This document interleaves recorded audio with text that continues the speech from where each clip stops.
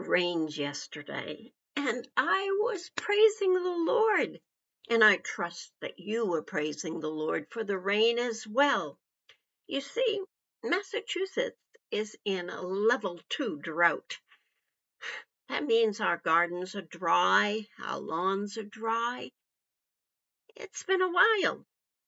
But can you imagine going without rain for 3 years?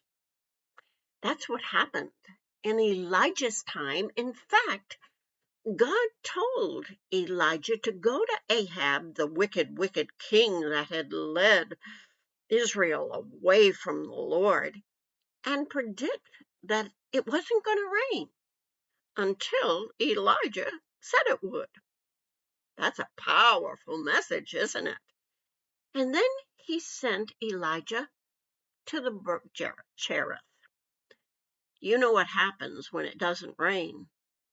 Brooks dry up. And so the brook dried up. And God sent him to a widow woman who was really cooking her last meal before she died, because if it doesn't rain, what follows is famine.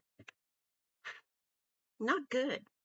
But God supernaturally took care of not only Elijah, but the widow woman as well. Said the meal and the oil are not going to fail until there's a harvest, till the rain returns. What a wonderful day it was when Elijah said, it's going to rain. Spiritually, rain is significant of the Holy Spirit and the blessings that are brought when the Holy Spirit and revival comes to our spirits.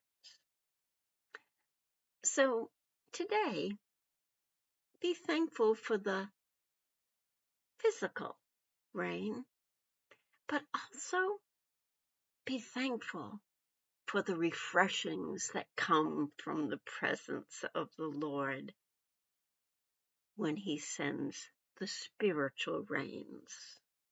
God bless you and make you a blessing.